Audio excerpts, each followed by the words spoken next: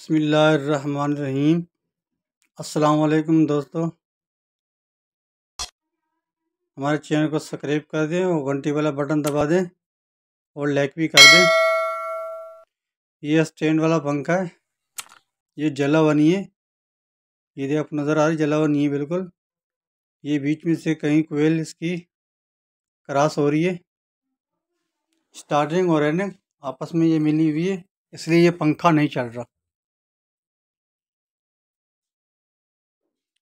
ये दो तारें मैंने इसकी अलग कर दी कॉमन की।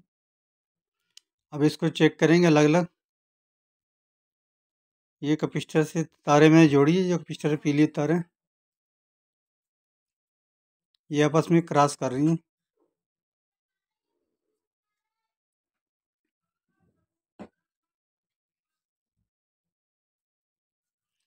ये दो कोयलें आपस में क्रॉस कर रही हैं।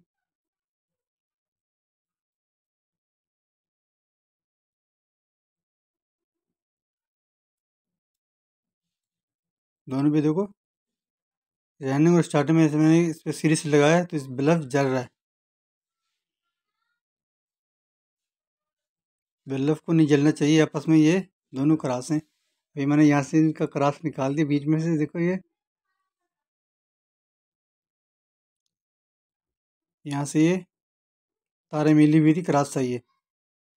फिर मैंने पेपर दूसरा लगा दिया। अब ये कॉमन की तारें ये दोनों में जोड़ दूंगा। ये दोनों तारे मैंने जोड़ के धागा मार दिया।